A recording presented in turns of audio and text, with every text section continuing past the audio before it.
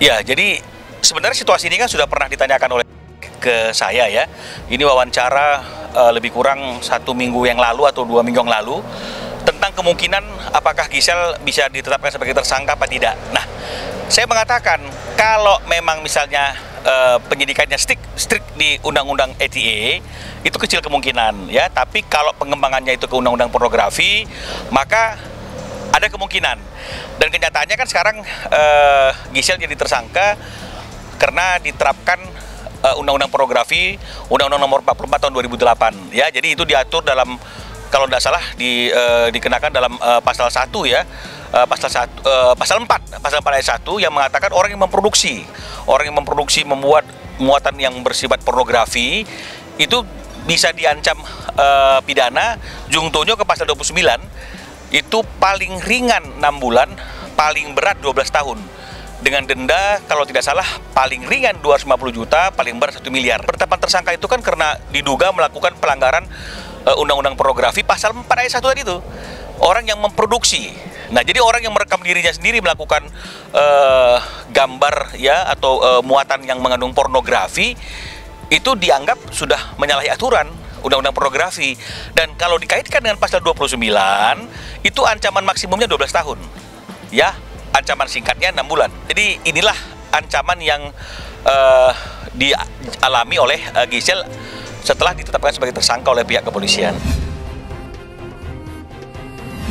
Tapi dalam kasus GS ini sepertinya penyidik fokus pada undang-undang pornografi ya. Karena dianggap ini ada pembuatan dan penyebaran video porno. Tetapi ketika menyentuh wilayah publik ya, yaitu tersebar luas gitu ya, tersebar luas kemudian bisa dinikmati atau diakses oleh orang lain gitu ya, maka ini sudah menjadi pidana. Nah, persoalannya apakah dia pembuat yang tadinya dimaksudkan untuk diri sendiri tetapi tiba-tiba tersebar di luar ya, tersebar pada publik ya, apakah dia juga ikut bertanggung jawab? Iya, kalau yang pertama dia tidak hati-hati menyimpan buatannya itu. Saya sebutkan tadi pasal 8 ya, kalau nggak salah pasal 8 ya, model pun kena gitu ya. Jadi di samping dia sebagai pembuat dan menyebarluaskan gitu karena ketidakhati-hatiannya, juga sebagai model dia kena karena dia secara sukarela menjadi model gitu. Karena itu ya, lepas siapa yang menyebarluaskan, si pelaku perempuan dan laki-lakinya itu juga bisa dikenakan pidana.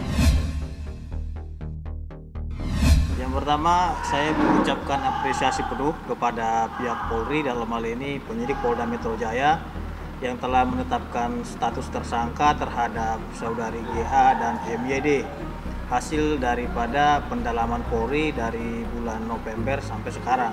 Jadi dalam tempo waktu 1 bulan ini Polri telah menetapkan status tersangka terhadap mereka, dan status ini setelah ditingkatkan ke tahap 1 dan dikirimkan berkasnya ke kejaksaan, sehingga saya selaku pelapor juga meminta kepada pihak penyidik agar melakukan penangkapan terhadap saudari GA dan MYD.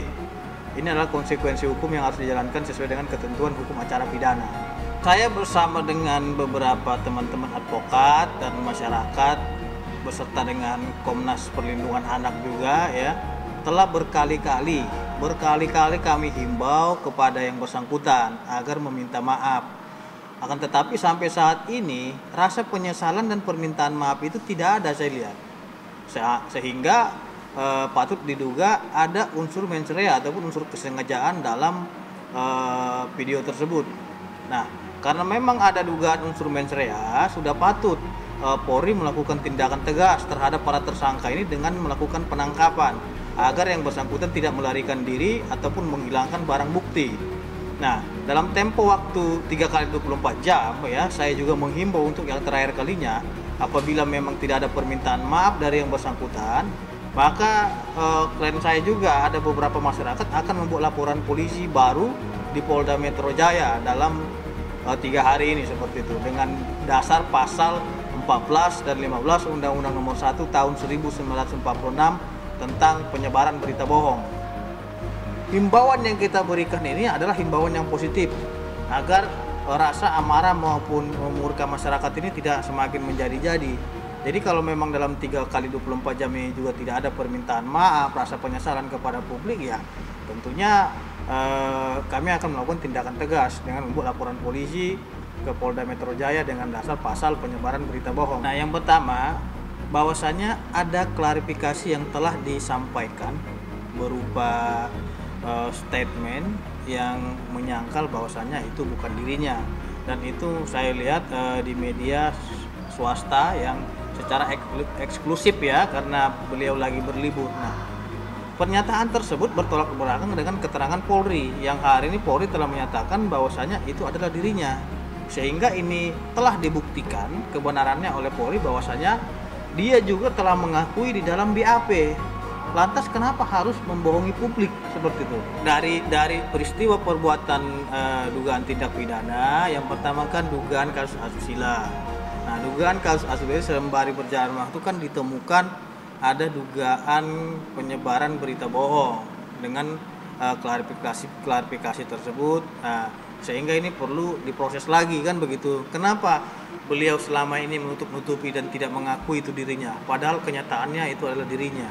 Nah, ini yang sangat kita sesalkan seperti itu. Semestinya akui saja seperti itu kalau memang itu dirinya, sehingga dengan pengakuan itu masyarakat juga merasa tidak dibohongi kan gitu. Nah, akan tetapi dengan informasi-informasi yang tidak jelas ini, menyampaikan klarifikasi kepada publik tadi, ya tentunya ada konsekuensi hukum, yaitu penyebaran berita bohong kepada publik gitu. Kalau saya sudah merasa dibohongi seperti itu, dan saya juga sangat merasa kecewa sekali. Kenapa ini dilama-lamakan kan gitu? Padahal kenyataannya toh dirinya sendiri sudah ditetapkan tersangka.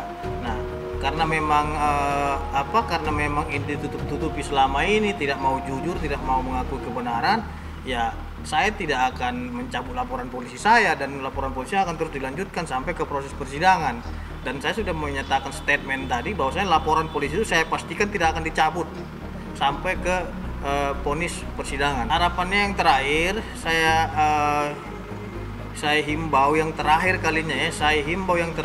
kalinya kepada adik saya, saudari GA dan MYD, segeralah membuat permintaan maaf kepada seluruh masyarakat Indonesia, karena ini adalah delik pidana murni yang merugikan rakyat Indonesia, jutaan rakyat Indonesia.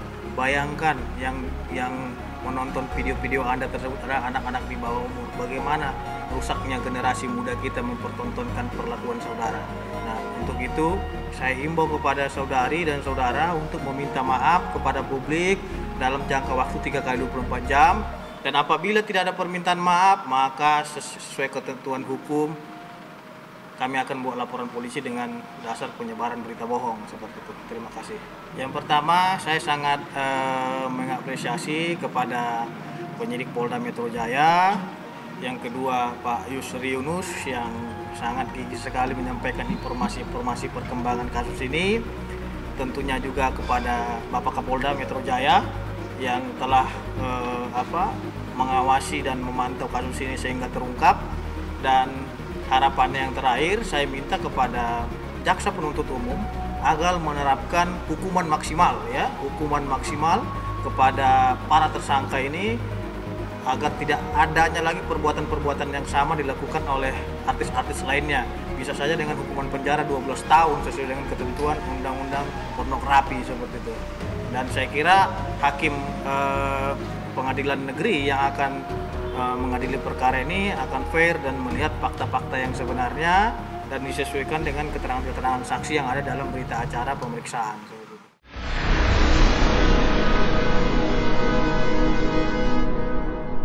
Jadi jangan lupa untuk subscribe Cumi Cumi. Ditekan ya tombol lonceng merahnya.